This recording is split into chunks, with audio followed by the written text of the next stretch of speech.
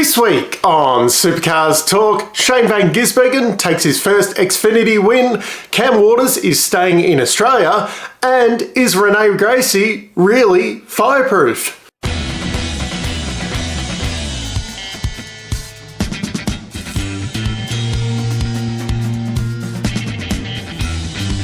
The big news this week is the Cold Chisel and Crowded House will be the headline acts on Saturday and Sunday nights at the Adelaide 500. We're looking for new fans, aren't we? I can see why they want these big name acts, because you want people that aren't so much motorsport fans going, oh, I want to go to the Cold Chisel concert and maybe I might catch a motor race at the same time. Or you just sell them the ticket regardless. But if you are trying to bring fans to the sport, are we really going for, it's over my generation, I suppose, like people older than me that are already fans of the sport that are fans of these bands. It's a tough act. What I find really exciting though with Adelaide, try to focus on the positives, put those negatives away, is that they will be having sprint cars and supercross at the event. I've never actually seen either of these live. I've only ever seen them on TV, but that's actually really exciting. That would be something, if I was going to the race, I would definitely try and hang around and catch that, just as to experience something different. It's a bit like, I remember back in 1995, I think it was, the Triple Challenge thing, the Peter Brock Triple Challenge that was at Calder Park, and they had top fuelers there as well as the touring cars, and I'm trying to think there was something else. Anyway, because it was a triple thing, I think. Anyway, seeing you hang around watching the top fuels for the first time. There's only a few of them kind of doing a demo, but it was really exciting to see a different type of motorsport to what you were used to. So this definitely gives the opportunity to broaden that horizon and hopefully get some sprint car guys coming and seeing our racing, and our guys kind of seeing some sprint cars. So I'm quite excited by that one, not so much by the concerts. Now, the actual big news is that Shane van Gisbergen finally took a win in the Xfinity series. Finally. The guy took a cup race win last year at his first. Anyway, he's won now in Xfinity, so that means he is part of the chase later on in the year because he's got a win and they have their knockout kind of system. I didn't see the race, but apparently it was a typical, not straightforward Shane van Gisbergen win where he dropped back and had to go through the field, punted some people off, I think, made it all exciting for himself. But typical Shane van Gisbergen. Now, also, Cam Waters this week has said that he has a contract with Tickford for next year. He'll be in Australia. I do wonder if this is like Shane's Tickford Triple Eight contract for this year, where I've got a Triple Eight contract. I'm staying in Australia next year. Cam hasn't been over to the States yet, and he's already saying, no, I'll be in Australia next year. So you watch this space on that one. It's looking increasingly like Matt Charter's wild card for San Antonio Bathurst will be underpinned with a 888 built car. This is the one that Brock Feeney was using towards the end of last year. I think it did start off as a Shane van Gisbergen car, and he didn't like the steering in it, and then it became the wild card, and then became Brock Feeney's car or something. Anyway, they've had that as a spare this year. They do also have the wildcard car there, and they're probably also building up a spare. So it's Triple Eight car. He'll be on the same boom. I don't think he will have a lot of assistance from Triple Eight at the endurance races by the sounds of things, but they will be sharing a garage and the boom because of the with the other Triple Eight wildcard there. And Matt's come out and said that he will be parking his Super 2 car for those rounds because really the championship's over for him now this year, so then he can fully focus on the wildcards rather than trying to do double duties. He will, however, still be at Townsville, but he won't be partaking at San Antonio Bathurst in the Super 2 rounds. And interestingly, Matt Charter tested that car last week. A lot of guys were out testing at Queensland Raceway. 888, they were running laps in that car as part of Supercars engine testing as well, while then Matt had a bit of a steer of it too. But Will Brown got to drive a Premier car, and depending on who you listen to, some people like Premier originally said, oh, it's nice to get someone else in the car to kind of validate that we are in the right direction with it. And then other people have come out and said, oh no, Will Brown was driving the car as part of the Supercars engine testing thing or whatever. Yeah, just a little bit strange, that one. I don't know why there's smoke and daggers on it. It's happened in the past where guys from higher up teams, I remember Mark Scaife driving, I think it was Perkins Commodores back in the day. Pretty sure Ambrose had a crack in like some of the Larkham Falcons at one point.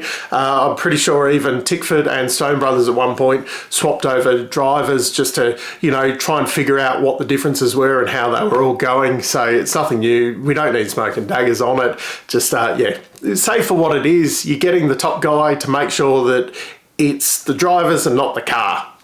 Now, I did sit down over the weekend and watch the Renee Gracie Fireproof documentary there on Stan that I was a part of. I definitely wasn't in it much, not surprisingly. Probably wasn't as controversial as some of the other people there. Anyway, there seems to be some discrepancies between some people who come out during the week and their thoughts on the matter. Mainly Paul Morris is probably the big one, and yeah, what Renee thought about the situation. Some of it as well, you're like, I don't quite remember it happening like that, but it's a good watch. It's good to see it from her point of view. I really did. I feel quite sorry for her because she was kind of thrust into the limelight. Like, she should have spent more time in the junior categories. Like, there was this big push at the time, and yeah, some people, the decisions weren't, I suppose, not everything was above board in the decision making that was best for her career. There was some agendas there. She could have done some things differently as well. And yeah, it shouldn't have happened, I suppose, all that quickly. And yes, it all is from her side of the story. There isn't the other side of the story, which, yeah, you know, it is her story. Anyway, I did have a bit of a look back at her Super 2 results because I thought they brushed over this quite quickly. Like, they got into the whole wildcard thing and that a bit, and they did a bit of focus on, you know, what Paul Morris did wrong. But they brushed over Super 2 very quickly, and she did spend 3 years in the Super 2 category, and it, you know, it was the kind of highest point she got. And I thought, like, they didn't really get into the results, and I thought, why, like, were the results really that bad? Because, you know, you're not getting into it. They're trying to show, like with her GT win last year, you know, they're focusing on that, and really that was an arrive and win kind of thing because she didn't really have any competition doing all of the rounds like she did. So I had a quick look at her Super 2 results. So 2015 was her first year in the category. She was with Paul Morris Motorsport. Paul Morris was part of the driving. It was Bryce Fullwood's first year in the category as well. We probably know him as a full-time driver in the category now, not doing too bad a job. They finished 17th and 18th in the championship. Now, Bryce did beat her, but yeah, they were, you know, neck and neck in that. Not so bad for a rookie. In 2016, she was with Image Racing. She had a rotating cast of teammates that year, so it's hard to judge on the teammate thing. But she ended up 19th in the championship, while Matt Charter was 20th in that same championship. So that gives you a bit of an idea of where she was at. Bryce Fullwood, he'd moved up. He'd changed to Matt White Motorsport by that point. He'd moved up to 14th in the championship, so it's not that much further ahead. And other names that we know that were around that kind of level, Kurt and Jake Kosticki were in 16th and 18th in the championship, just ahead of her. And Alex Rouleau was splitting the pair of brothers there in 17th of the championship. So when you look at all of that, yeah, okay, 19th in the championship does not look good, but there's a lot of names around her that are competent supercar drivers. I mean, none of them winning the championship in the main game, but, you know, competent. Her final season, 2017, it was with Dragon Racing. This was disappointing year. She was paired up with Jack Perkins, their teammate. He was 14th in the championship. Renee was only 23rd.